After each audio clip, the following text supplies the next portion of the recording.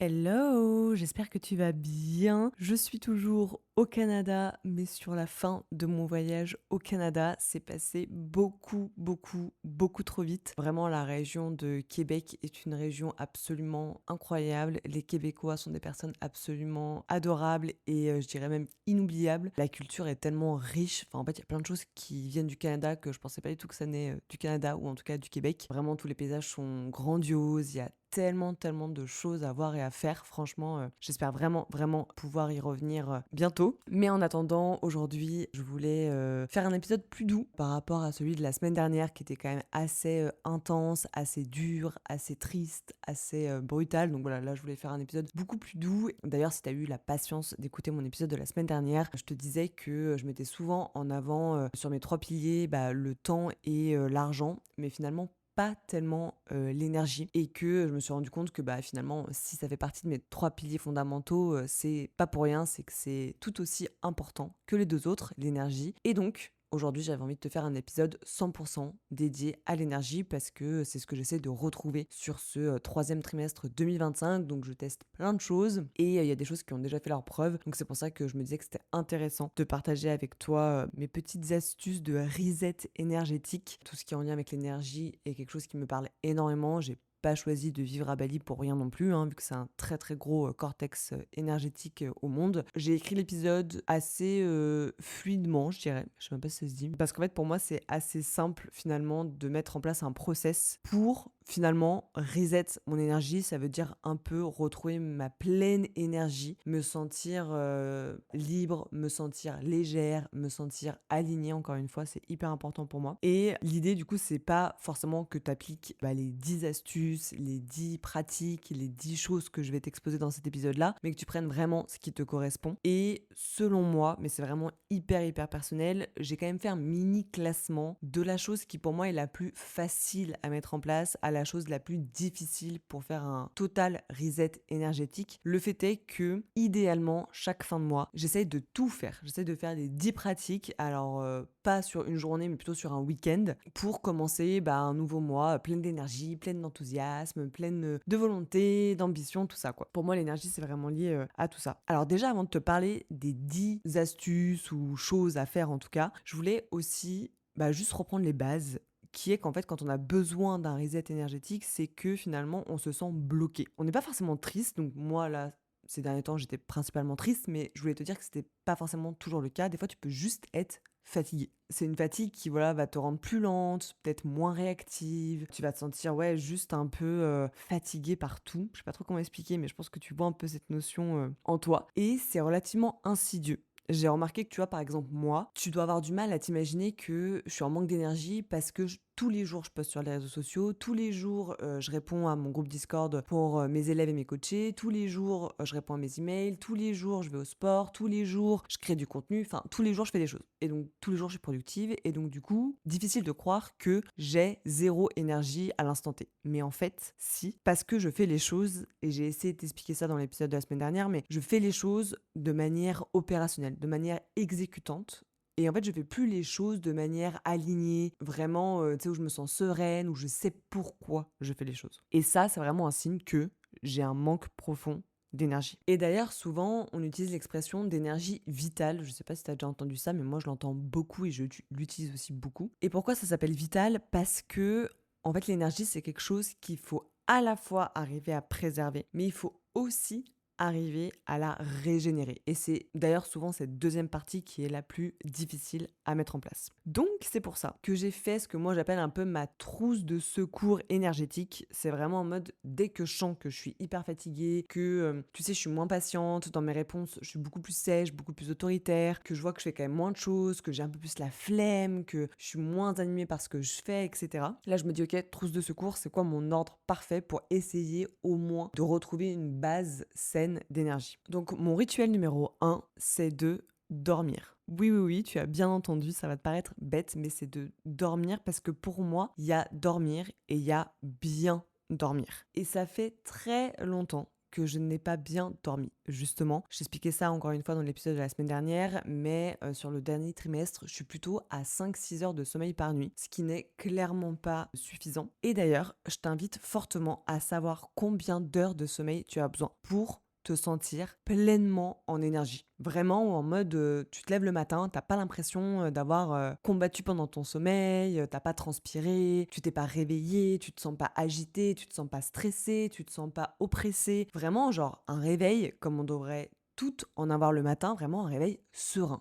Tu te réveilles, t'es là, je sais pas, t'analyses les odeurs, les bruits, t'es genre juste bien, tu vois. T'es confortable dans ton lit, t'as un bon matelas, des bons oreillers, t'as un cache-œil si possible pour vraiment dormir dans le noir le plus complet. Et c'est quelqu'un qui a peur du noir qui te dit ça, mais les études ont prouvé que dormir dans le noir complet aidait fortement à avoir un vrai sommeil réparateur. Donc, dormir, c'est bien, mais dormir de façon qualitative, c'est mieux. Et ça commence par savoir combien d'heures de sommeil tu as besoin. Donc par exemple, moi, il me faut au minimum du minimum 8 heures. Et quand j'ai mes règles, il me faut au moins 9 heures. Tu t'en doutes, avec 5 ou 6 heures de sommeil, la balance n'est vraiment pas bonne. Donc j'essaye de plus travailler là-dessus. Mais même quand je me couche plus tôt, en fait, j'ai un sommeil agité. Donc là, voilà, je pourrais faire un épisode dédié que au sommeil si ça t'intéresse. L'idée n'étant pas de parler de ça pendant 3 plombes, mais il y a plein de choses à mettre en place pour avoir un sommeil assez long et surtout assez réparateur. Donc ça, c'est vraiment la base de la base. Voilà, comme je te dis, tu as plein de petits tips que tu peux trouver, comme ne pas prendre ton téléphone juste avant d'être couché, mettre un réveil un peu plus tôt, mais du coup te coucher aussi plus tôt. Par exemple aussi, tu as tout le côté reset hormonal. Donc moi, j'essaie vraiment un maximum de prendre la lumière naturelle du matin et en ce moment c'est très facile, donc fais-le toi aussi, juste 5 minutes, tu sors dans la rue, tu prends un petit bain de soleil là et ça fait vraiment, vraiment, vraiment du bien. Et je dirais que c'est même vraiment vital en fait pour ta vie, mais bon, je pense que tu le sais, hein, au même titre que manger, boire, ce genre de trucs. Le sommeil, c'est la base de tout, donc c'est pour ça que je l'ai mis en numéro 1. Ensuite, mon deuxième rituel, ou je dirais plutôt ma deuxième action, et c'est vraiment propre à moi, c'est que je vais en fait arrêter de ruminer. La rumination, c'est un sujet dont on parle pas du tout, je trouve. D'ailleurs, c'est pas un mot très joli. Mais quand je parle avec pas mal d'entre vous sur les réseaux, mes élèves, mes coachés, même mes amis, je me rends compte qu'en fait, on rumine toutes. Et c'est hyper pas bon pour son énergie. Parce qu'en fait, on s'épuise à ruminer des choses qui, en plus, dans 90% des cas, ne servent à rien. On rumine un message qu'on a reçu ou qu'on n'a pas reçu. On rumine quelque chose qu'on n'aurait pas fait, une décision qu'on aurait mal prise. Voilà, on essaye tout le temps, en fait, de refaire la roue.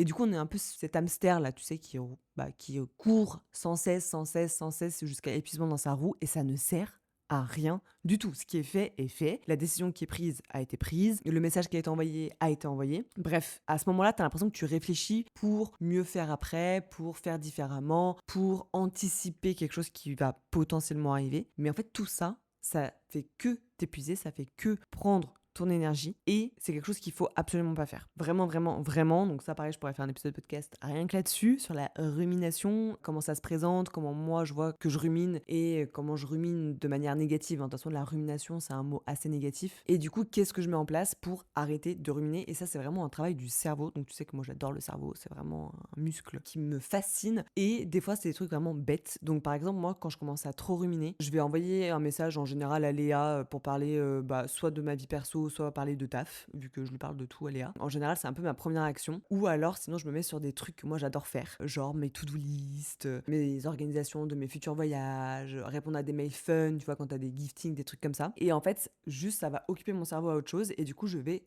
instantanément arrêter de ruminer et en fait, je vais juste me rebasculer dans une énergie positive, des trucs qui me font plaisir, des trucs qui me rendent heureuse. Donc en général, quand je dors bien et que j'ai arrêté de ruminer, la troisième action que je vais faire, mais ça pareil, c'est hyper personnel et ça va avec, pour moi, une qualité, mais pour certaines, ça sera un défaut, mais en fait, je vais tout ranger. Je vais tout trier, je vais aérer tout mon espace. Et ça, c'est quelque chose qui de base est assez difficile en étant digital nomade. Mais j'ai pris l'habitude de le faire, même quand je ne suis pas chez moi, entre guillemets, ou quand je suis même pas dans un hébergement, quoi. C'est-à-dire que, bah voilà, je vais retrier toute ma to-do list, je vais retrier toutes mes notes, je vais les hiérarchiser dans des dossiers, je vais supprimer des informations qui sont inutiles. Même chose, par exemple, sur WhatsApp, je vais supprimer des vieilles conversations de personnes avec qui je parle plus du tout depuis des mois, voire des années. Je vais trier mon disque dur, je vais même trier mon compte Instagram, mes DM. Est-ce que j'ai bien répondu à tout le monde? Est-ce que j'ai répondu à tous les commentaires? Je vais vraiment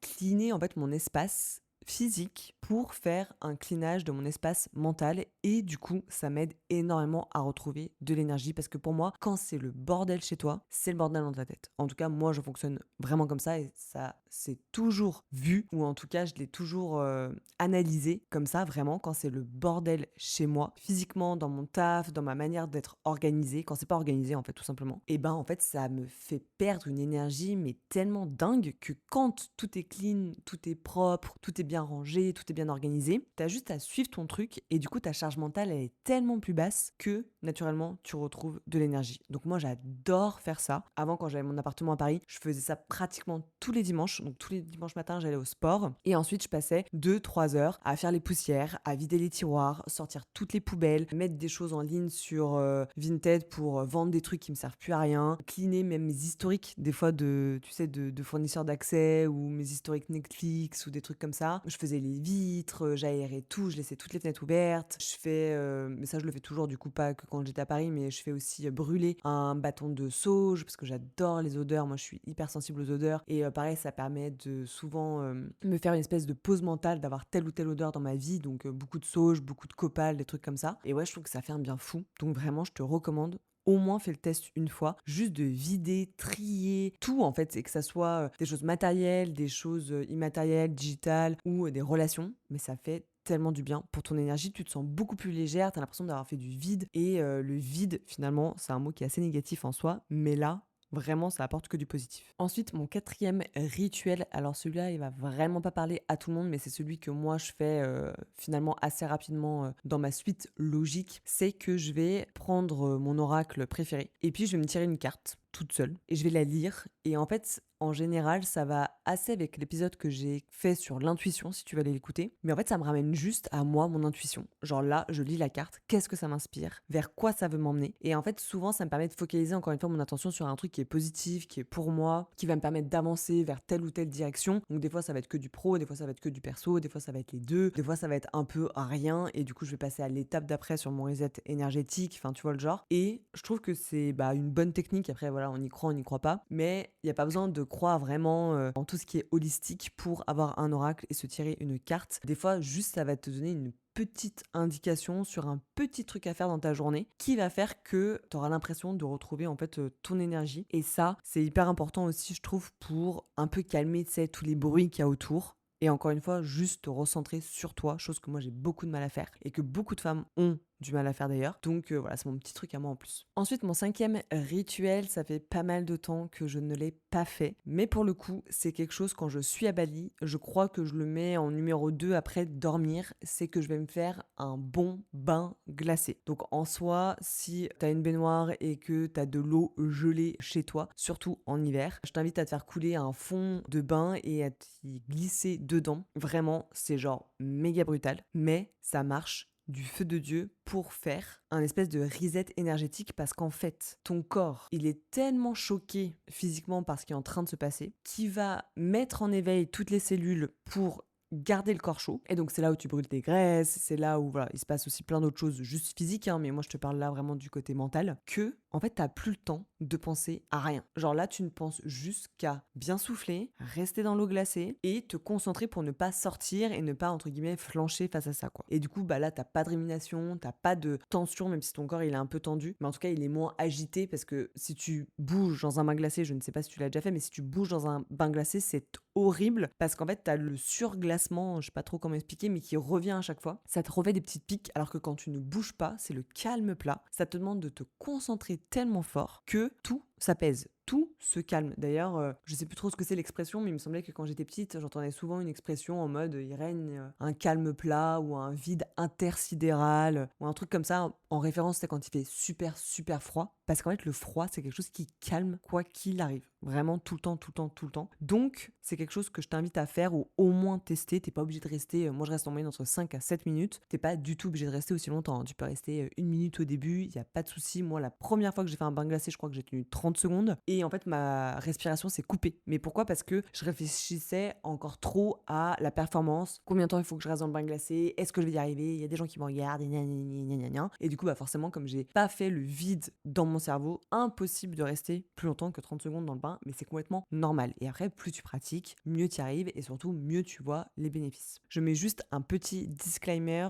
je ne fais plus de bain glacé pendant mes règles parce que ça, par contre, pour le coup, apparemment, c'est pas hyper conseillé. Donc, toutes les filles qui ont de l'endométriose, ce genre de truc, ne faites pas de bain glacé, c'est pas recommandé, ou en tout cas, demandez l'avis à votre médecin. Ensuite, la 6e chose que je fais pour retrouver mon énergie, mais ça pareil, elle est un peu difficile à expliquer, mais c'est qu'en fait, je vais me mettre dans une safe place. Donc, pour la plupart des gens, la safe place, c'est leur maison. Et c'est complètement normal. Le fait est que moi, je suis quand même encore, on va dire, à 50% du temps digital nomade. Donc, 50% du temps, je n'ai pas de maison. Voire même plus, d'ailleurs, en tout cas sur l'année 2025. Bref. Et donc, pour moi, c'est super important de trouver, en fait, en quoi consiste ma safe place. Et c'est vrai que moi j'ai ce truc en lien avec mon signe astrologique aussi où je me sens très très très bien dans l'eau. Donc voilà, une douche, un bain, aller dans l'eau, aller dans la mer, aller dans une piscine, aller sous une pluie torrentielle, tout ce genre de trucs, ça me fait sentir dans une safe place. Donc c'est vraiment quelque chose que j'aime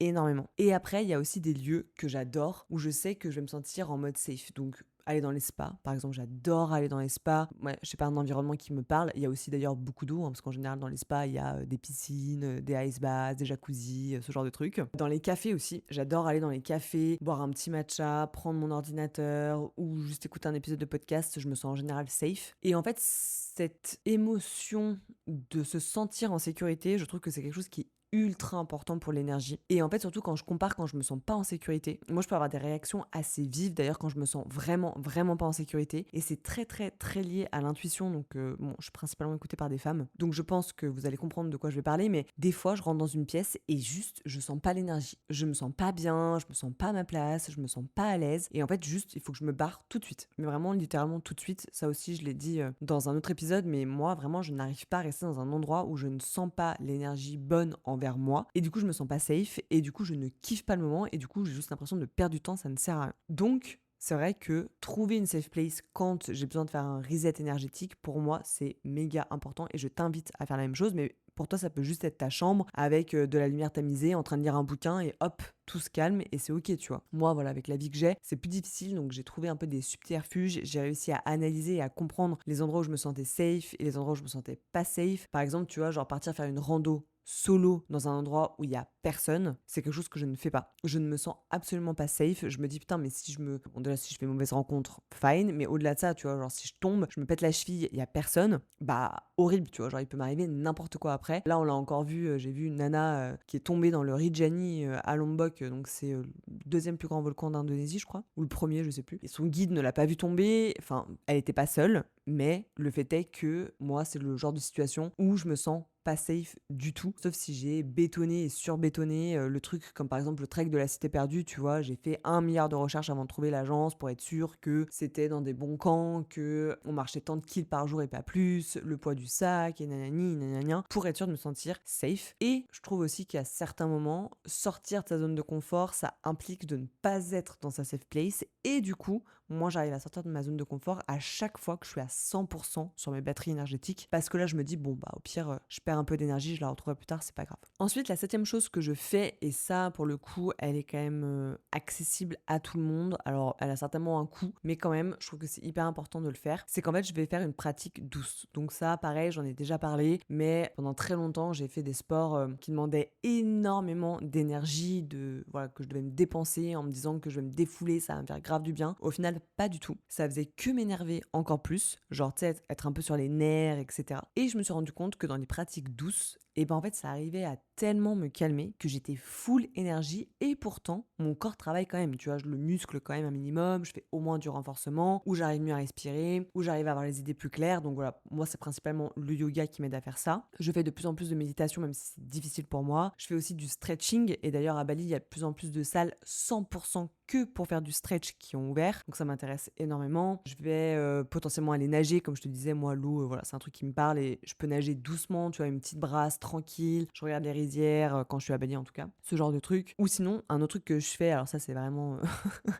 que pour moi, mais j'ai remarqué que ça fonctionnait bien, c'est qu'en fait je vais marcher pieds nus. D'ailleurs souvent dans mes contenus, alors peut-être pas récemment, mais globalement j'ai quand même remarqué que souvent dans mes contenus j'étais pieds nus ou en basket, donc tu as des chaussures assez confortables, parce qu'en fait ça me permet juste d'être calme, d'être douce, tu vois, je sens le sol, ce genre de trucs, et c'est des trucs que j'adore. Et pour moi je le mets un peu dans une pratique douce, parce qu'en soi c'est faire un truc tout doux, tu vois. Et c'est juste qu'au final quand tu fais toutes ces pratiques douces, alors il faut essayer d'imaginer ton énergie qui circule dans ton corps, mais du coup je trouve qu'elle circule beaucoup mieux, elle est beaucoup plus sereine, fluide, etc. Et ça voilà, c'est un travail aussi que j'ai fait pas mal avec Jess, mon astropsy. Voilà, elle m'avait fait des méditations guidées qu'elle m'a enregistrées, que j'écoute encore, et c'est ouf parce que j'arrive à visualiser mon énergie dans mon corps, donc tout ce qui va être les chakras, ce genre de trucs. En tout cas, sur moi, ça marche hyper bien. Ensuite, la huitième chose, et là, on va commencer à rentrer dans mon top 3 des choses les plus dures à faire pour moi. Mais la huitième chose, en fait, ça va être de revenir au plaisir simple. Donc, moi, je sais que j'ai une grande capacité et je suis très contente d'avoir ça. C'est la gratitude et la reconnaissance. C'est une valeur très, très, très forte chez moi. Donc, en général, quand j'ai un down ou un truc qui ne va pas, je me dis toujours, ça pourrait être plus grave. C'est pas grave, go, en gros on n'y pense pas et on rumine pas, encore une fois, tu vois, j'essaie vraiment de passer ça, et ça je sais que j'arrive assez facilement à le faire, c'est d'ailleurs pour ça que la rumination je l'ai mis en numéro 2. Mais le fait est que par contre, arrêter d'être productive et juste faire des choses pour juste faire des choses pour moi, en fait j'y arrive pas, j'ai énormément de mal, donc l'idée c'est vraiment là de juste pas être dans ma to-do et être juste dans mon âme, tu vois. Et ça m'est arrivé assez récemment, en tout cas vers la fin là à Bali, de le faire, c'est-à-dire que j'allais à mon Pilates et en fait, de mon Pilates, là où j'habite maintenant, à un bar à matcha, il y a genre 3 minutes à pied. Et en fait, après mon Pilates, souvent, soit j'allais à la salle de sport pour continuer avec une séance cardio, soit je rentrais chez moi pour travailler. Et en fait, là, je vais à pied à mon matcha bar, donc du coup 2 fois par semaine, parce que je vais au Pilates 2 fois par semaine. Je ne vais pas à la salle, je ne rentre pas chez moi, je prends un matcha. Et alors, idéalement, j'essaye de ne pas être sur mon tel, mais du coup, souvent, ce que je fais, c'est que je le prends à emporter et encore 5 minutes après à pied, j'ai accès direct à une plage où il y a vraiment pas beaucoup de touristes. Et du coup, en général, j'essaie de marcher sur la plage avec mon matcha, sans musique, sans rien. Mais ça, c'est encore un autre truc qui pourrait être finalement décorrélé, c'est-à-dire que voilà, marcher juste sans but et du coup, juste faire des choses sans but finalement, c'est quelque chose qui aide énormément à retrouver son énergie. Mais pour moi, c'est très, très, très difficile parce que voilà, j'ai toujours été dans le faire et dans le surfaire et j'ai l'impression que je perds mon temps, en fait, de ne rien faire ou de faire des choses sans but, tu vois. Il y a le côté aussi très méritocratie, enfin, il y a plein d'autres trucs qui rentrent en jeu, mais bref, l'idée étant que retrouver des plaisirs simples permettent vraiment de reconnecter à son énergie et de prendre conscience finalement plus de son corps, de son âme, de voilà ce qui se passe sans être dans le faire. Ensuite, le 9e rituel que j'ai aussi du coup beaucoup de mal à faire, hein, c'est d'écrire. En fait, je sais que vider son mental permet vraiment d'apaiser son cœur et donc encore une fois, si t'es apaisé, tu retrouves ton énergie vitale. Mais je ne sais pas pourquoi. J'ai déjà essayé plusieurs fois de le faire et moi, ça ne me fait rien. Alors, je l'ai quand même mis là dans mes 10 astuces parce que je pense par contre foncièrement que ça peut être extrêmement bénéfique d'écrire et juste de se défouler, voilà, poser sur papier ou sur son téléphone, voilà, les doutes, les peurs, les j'en ai marre, les j'y arriverai jamais, enfin, tu vois, ce genre de trucs là. Ça peut être vraiment bénéfique de les poser. C'est juste que moi, quand je fais cet exercice-là, je ne sais pas pourquoi, ça fait l'effet inverse en mode oppressé de ouf. Parce que, encore une fois, ça m'oblige à devoir vraiment m'introspecter, réfléchir sur moi. Et donc, ça fait ressortir plein de choses que finalement, dans mon quotidien, j'occulte un peu parce que j'ai pas le temps d'y penser, tu vois. J'ai déjà tellement de trucs à faire. Mais je sais qu'au fond, quand tu fais vraiment bien cet exercice, en fait, ça peut tellement te soulager d'un poids que tu retrouverais une forme d'énergie. Donc voilà, c'est quelque chose que j'ai mis là, c'est quelque chose que j'ai envie de recontinuer à réessayer. Je ne désespère pas, je n'abandonne pas parce que je pense que vraiment ça, pour le coup, c'est vraiment un truc qui peut fonctionner de ouf pour retrouver son énergie vitale. Et enfin, la 10e chose qui est la chose qui en apparence paraît très simple, mais pour moi, c'est la chose la plus difficile à faire au monde, c'est de faire une déconnexion digitale. Alors l'année dernière, j'avais plus ou moins réussi à le faire, mais finalement pas tant que ça, parce qu'en fait j'étais quand même vachement sur mon téléphone, donc je n'avais rien posté sur les réseaux pendant 7 jours. J'avais pratiquement pas été sur Instagram pendant 7 jours, mais en fait la déconnexion digitale, c'est pas que Instagram, c'est pas que le réseau internet. Ça va être juste de trier des photos, bah voilà, c'est sur un ordinateur, c'est sur un téléphone, enregistrer un épisode de podcast, même chose. Juste, bah voilà, avoir des notifications, avoir des emails, même juste des rappels perso, tu vois, genre, je sais pas, appeler bidule, prendre rendez-vous chez tel médecin, et tout ça, tu le mets de façon digitale. Et en fait, faire une vraie déconnexion digitale, ça peut avoir des énormes bénéfices. Et c'est pour ça que dans mon vision board de cette année, j'ai posé un truc que je ne sais pas du tout si je vais réussir à faire, mais que je sais que ça, par contre, ça pourrait changer ma vie, mais vraiment littéralement, c'est de faire un trek spirituel au Népal ou au Tibet entre 7 à 10 jours. Et là, l'idée étant pas de pas prendre mon téléphone, parce que dans tous les cas, je sais que j'en aurais besoin pour des trucs à la con, mais l'idée étant de ne pas sortir mon téléphone pendant le trek, au moins pendant le trek, tu vois, genre la veille de partir en trek, et puis le jour où je rentre du trek, je peux le reprendre pour retrouver peut-être une civilisation, et encore, je ne sais pas si j'en aurais envie, mais j'aimerais, pendant 7 à 10 jours, vraiment, vraiment, en fait, juste ne pas avoir de réseau. Et du coup, c'est la seule manière pour moi de me forcer à ne pas checker mes notifications, pas checker mes DM, pas checker mes messages sur le Discord, pas checker les propositions de collaboration, pas checker si Bidule a bien payé telle séance de tel machin, faire du SAV, du machin de truc. Bref, juste être bien, mais c'est vrai que c'est quelque chose que j'ai pas envie de faire seule. Et tu vois, genre typiquement, j'avais proposé à 2 amis de le faire avec moi, elles m'ont dit bah ouais, grave chaud, nanana, nanana. Puis en fait, je me suis rendu compte que encore une fois, si c'est pas moi qui vais chercher les infos, si c'est pas moi qui organise, en fait, il y a personne qui organise rien. Et du coup, bah là, je suis un peu en mode genre bah du coup, je pense que je vais le faire seule. Non pas que je ne veux rien organiser, hein, mais c'est juste que je trouve qu'encore une fois, il y a un juste milieu. Puis pour moi, si c'est vraiment quelque chose que tu as envie de faire, bah tu sais, tu me relances au moins sur le sujet, tu vois, en mode genre ah bah du coup, ça te dit, on le fait là, on le fait à tel endroit, on le fait comme ci, on le fait comme ça. Enfin, tu vois, et après, si c'est moi qui dois organiser, il y a pas de souci. Mais encore une fois, c'est une nuance de choses, et je t'en parlais aussi dans l'épisode précédent. Mais du coup, j'ai arrêté de courir après les gens. Et du coup, bah si c'est quelque chose que je dois faire seule, bah je le ferai seule. Je sais juste pas quand, parce que j'ai aussi envie de le faire à un moment où vraiment ça serait bénéfique pour moi. Et donc de base, le Népal et le Tibet, bah ça serait plutôt quand même octobre. Mais en octobre, je suis censée tourner ma version finale de ma formation pour devenir travel planner, et je la lance du coup en novembre. Donc soit je décale pour sortir plus fin novembre, mais il y a Black Friday, donc ça m'embête un peu. Soit je suis très très très très efficace, je rentre peut-être un peu plus tôt à Bali pour tourner la version finale, et finalement j'ai pas grand chose à revoir sur la version finale, du coup ça peut être très rapide. Après Léa, elle peut me faire tout le montage, et puis voilà, on lance ça du coup plutôt en octobre qu'en novembre, je ne sais pas. Je suis encore en train de réfléchir, de me poser des questions là-dessus. En tout cas, ça sera du coup pour le dernier trimestre 2025. J'aimerais énormément pouvoir déjà m'offrir ça, parce que c'est un certain coût, hein, quand même, on va pas se mentir, et vraiment vivre cette expérience-là, parce que vraiment, je pense que la déconnexion totale, de façon digitale en tout cas, ça peut tout changer. C'est-à-dire que bien sûr que je vais prendre mon appareil photo, bien sûr que je vais me créer des souvenirs même si je suis solo, ça c'est sûr et certain, parce que c'est vraiment ma passion première, c'est voilà, créer des souvenirs et juste kiffer, et voilà, me rappeler un peu des trucs aussi que j'ai pu faire seul, ce genre de trucs, tu vois. Mais sans réseau. Voilà, juste ça en fait. Juste pas de réseau, pas de notification. Et c'est bête, mais du coup, bah là, j'imagine ou j'idéalise peut-être le truc, je ne sais pas. Mais pour moi, quand tu n'as pas de réseau, t'es tellement focus sur toi que tu retrouves ton énergie, mais je pense que tu te retrouves même toi-même. Vraiment, pourquoi t'aimes la vie, pourquoi tu fais les choses dans ta vie, c'est quoi les choses simples que t'aimes dans la vie, comment est-ce que tu dois dans 20 ans, vieille et certainement avec pas grand monde autour de toi, comment est-ce que tu dois quand même heureuse, qu'est-ce qui t'apporte du bonheur, qu'est-ce que t'aimerais développer, qu'est-ce que t'aimerais apprendre, tout ça en fait. Juste tout ça, t'as limite, je pense que je vais partir avec toutes mes questions sur un bout de papier, et j'écrirai un petit peu tous les jours, un peu un journal intime de mon trek spirituel, tu vois. Et je pense que ça pourrait être une expérience qui pourrait me marquer à vie, parce que déjà mon trek en Colombie qui avait duré que 4 jours m'a pas mal marqué. Il y avait, en soi, il y aurait pu avoir du réseau, mais moi j'avais choisi pendant 4 jours de ne pas du tout avoir de réseau et être focus sur l'expérience, et c'est une des plus belles expériences que j'ai vécues de ma vie. Donc là, une semaine en plus Tibet, Népal ou dans le Ladakh, tu vois, genre les chaînes montagneuses, là où il fait bien froid, je sais pas, j'aime trop la vibe.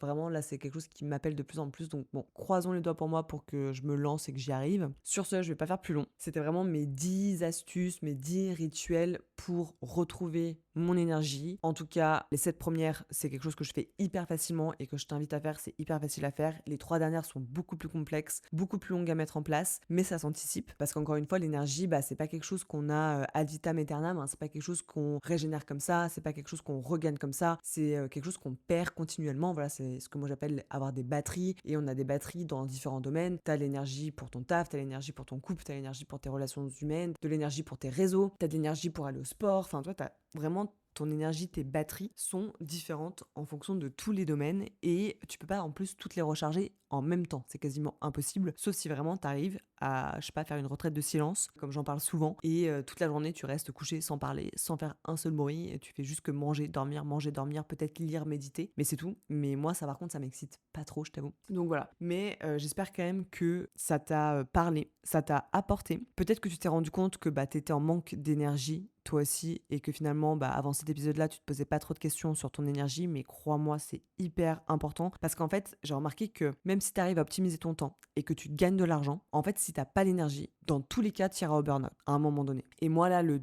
deuxième trimestre 2025, j'ai vraiment cru que ça allait finir comme ça. Donc, je prends énormément sur moi, j'essaie de prendre du recul, j'essaie de souffler, j'essaie de passer plus de temps seul pour ne pas finir en burn-out et justement retrouver mon énergie, parce qu'en fait, je me dis aussi que j'ai un vrai luxe que finalement beaucoup moins de gens ont, mais c'est que moi, je peux quand même gérer mon temps et l'argent que je gagne comme je veux. Et donc, c'est un luxe absolument inestimable que j'ai de pouvoir me dire ok, là en fait aujourd'hui je ne dépense pas mon temps pour les autres ou même pour moi entre guillemets, ni mon argent, je me focalise que sur je regagne mon énergie et mes batteries. Voilà, donc j'espère que ça t'a offert une petite respiration. N'hésite pas à la fin de cet épisode à prendre une grande inspiration, à bien souffler, à te dire que rien n'est grave dans la vie, ou en tout cas tous les problèmes ont une solution. Et voilà, si jamais tu veux partager ton rituel à toi dans les commentaires, ça me ferait extrêmement plaisir, ça pourrait me donner plein d'idées d'ailleurs, parce que j'adore échanger sur ce sujet-là. Et voilà, n'hésite pas encore une fois à t'abonner, à noter la chaîne de podcast, franchement ça m'aide énormément à me booster et aussi à me donner des idées si jamais t'en as de sujets. Des fois je parle de trucs et puis je me dis bon, pas forcément intéressant, mais peut-être que toi ça t'intéresserait vraiment d'avoir mon point de vue sur tel ou tel sujet. Et voilà, du coup d'ici là,